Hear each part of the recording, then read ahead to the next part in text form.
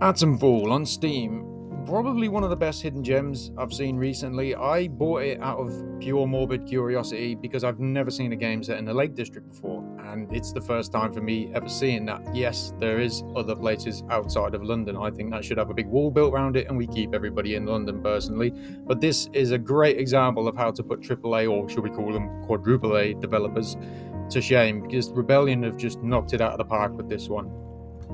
I keep seeing as well, this game is Fallout in the UK, Fallout in the UK. No, this is not Fallout in the UK. It's not an RPG. You won't be leveling up at any point. You do find skill magazines, and I will try and keep this review as quick as possible and to the point for people's attention spans, but you will not be leveling up. You will not be doing anything that resembles Fallout, so I have no idea why people keep saying this is Fallout in the UK.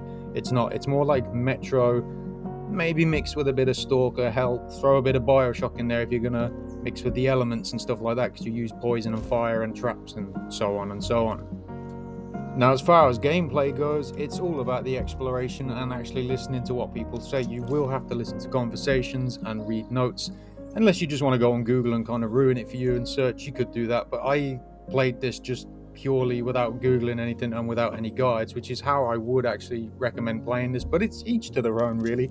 I played this on survival difficulty, which is the one it recommends. I didn't play it on the hardest of difficulties, and it took me around 32 hours to complete.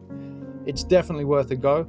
It's up to you whether you both pay full price. I'm not sure if it's on the Microsoft, where you pay £1 and you get the free game, well, not free games or whatever it is. It's like £7 a month or something like that. I'm not sure if it's on that. It may well be. I know it's on the Epic Game Stores, but I can only speak for the Steam version. And as far as glitches and bugs go, I didn't really have any. I mean, I saw a few NPCs acting like they had special needs, but other than that, nothing in particular that was bad. I didn't have any gameplay breaking bugs. I had no major glitches, just a few NPCs spazzing out here and there. If you like obscure UK references from shows that ended, or Mr. Bean references, or Last of the Summer Wine references and stuff a lot of the Yanks and other people aren't going to understand, then, well, this is the game for you. Now, this is the Steam version, and it's Rebellion have really knocked it out of the park with this one, and they're putting AA, AAA, quadruple A, take notes, Ubisoft. They're just putting those people to shame right now. It took me around 36 hours.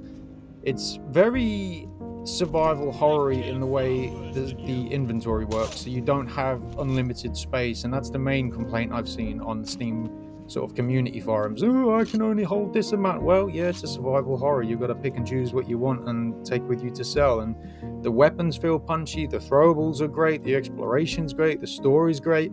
I really enjoyed it, and I know everybody's going to have a different opinion, and I'm not a professional reviewer, but at this point, who the hell believes IGN or GameSpot? Now, just under 36, around 36 to 40 hours, I would say, is the expectations to go through this if you do a lot of the side quests. Now, you probably could run through this game in about 10 hours if you ignore everything and just head for the main story, but you would be doing yourself a disservice. At this point, I think there's about 10 different endings, so I really actually want to go through this again, but I'm waiting for the DLC. As far as negatives go, I genuinely... There's a pet peeve where the enemies keep respawning, but I suppose they do that to keep things fresh. It does get a bit annoying because there's no fast travel, but that's because my brain's now been hardwired to have everything fast travel and everything have an icon telling you where to go. So it was really nice to have to actually use a head for a change and read through things and memos and listen to what people are saying and make decisions for yourself. And the game does not hold your hand. There is no point in this game where it's like, go right here, here's a big icon, do this, do that. There's no yellow paint everywhere. I think there is a little bit of white sheet to tell you where you can and go, but that's just a modern thing. But they really have knocked it out of the park, Rebellion, with this game, and I would recommend it. I mean, I had about 40 hours of fun with this, and I found myself exploring just because I wanted to explore. The weapons are great, the throwables are great, the story's great.